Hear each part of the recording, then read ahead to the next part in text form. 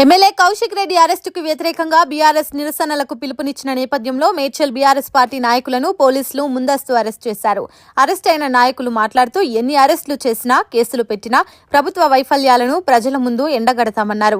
అరెస్టులు, కేసులు తమకేం కొత్త కాదని బీఆర్ఎస్ పార్టీ ప్రజల తరపున ఉండి పోరాటం చేస్తుందని చెప్పారు. అరెస్ట్ అయిన వారిలో మాజీ గ్రంథాలయ chairman Bhaskar Yadav, Medchal municipal co option సభ్యుడు నవీన్ రెడ్డి తదితరులు ఉన్నారు. బీఆర్ఎస్ పార్టీ నాయకులను ఎక్కడికక్కడ పొద్దున్నే అరెస్టు తీసుకొచ్చేసి పోలీస్ స్టేషన్కి తీసుకురావడం జరిగింది.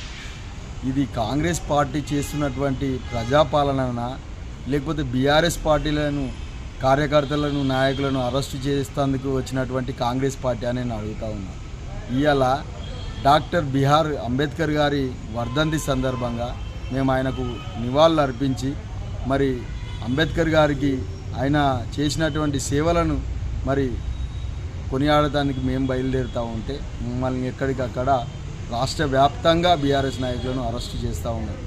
అసలు వీళ్ళు ప్రజాపాలన అనేది సంవత్సరం పాటు చేసినటువంటి అభివృద్ధి పనుల కోసం చెప్పుకోవాలి, కానీ మరి మేము చేసినటువంటి కేసీఆర్ గారు చేసినటువంటి అభివృద్ధి పనులనే ఇప్పుడు శంకుస్థాపనలు, భూమి పూజలు, మరి ఉద్యోగాలు కూడా ఆ రోజు కేసీఆర్ గారు మరి ప్రవేశపెట్టిన ఉద్యోగాలు ఈయనిచ్చి అన్నీ మేము ఇచ్చినటువంటి అని గొప్పలు చెప్పుకుంటున్నటువంటి ఈ ముఖ్యమంత్రి ఆయన చెప్పినటువంటి 6 గ్యారెంట్ల పైన ఎక్కడ మమ్మల్ని నిలదీస్తారో మరి మేము 6 గ్యారెంట్లను అమలు చేస్తలేమని చెప్పేసి చెప్పడం మరి ఆయనకు తెలుసు కాబట్టే బీఆర్ఎస్ నాయకులను అడ్డుకుంటా ఉన్నాం.